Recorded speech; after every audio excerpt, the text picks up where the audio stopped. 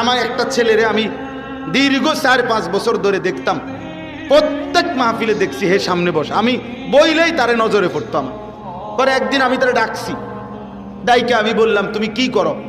কয় হুজুর আমি মানে প্রতিদিন ঘাস কাটি, আর ঘাস কাইটা বিক্রি করি, যা পাই তা দিয়ে সংসার চালাই।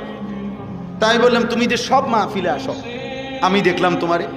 কয় হুজুরে যখনই আপনার কোনো পোস্টার দেখি, আমি তখন এই ঘাস কাটার টাকার থেকে একটু একটু টাকা জমাই, গাড়ি ভাড়া মিলাইয়া রাখি, আপনার ওয়াজ শুনতে যাম। তাই বললাম যে মাশাআল্লাহ। তো আমি বললাম যে তো আর কিছু কইবানি? কওদের আমার জীবনের একটা স্বপ্ন আছে। আমি বললাম কি স্বপ্ন কও? আমি 10 টাকা 50 টাকা করে জমাইতেছি, আল্লাহ যদি আমারে কোনোদিন তৌফিক দেয় আমি আমনের আমগা এলাকায় দাওয়াত দিয়ে নিমু, ওয়াজ করাম। পরে আমি বললাম ওহন দাঁড়া, অন ডেট লো, এখন নাও ডেট, আজকে তোমারে ডেট দিলাম, হাদিয়া দিতে হবে না, আমি দিমু তোমার, এটা আছে আমার মাহফিলের সান্দা, আমি দেবো। ও আজ টেহা লাগতো না, তুমি যাও, তুমি আয়োজন করো, যেখানে কও তুমি, তোমার ঘরে হোক উডানে হোক, আমি ওখানে ওয়াজ করব। আমি বলছি আমি যাবো, ডেট দিলাম, যাও।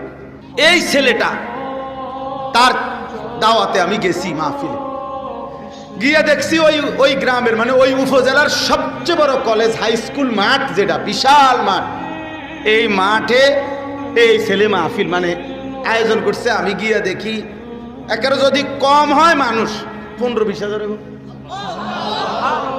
স্টেজে যদি একেবারে না হয় হুজুর 300-400 হুজুর হইব। হুজুর খেলাফত মজলিসের যিনি কেন্দ্রীয় আমির, এই যে দেওয়াল ঘড়ি মার্কার যে খেলাফত মজলিস, উনি বসা পাশে, ওনার বাড়িতে বানিয়েছে বড় বড় হুজুর সব।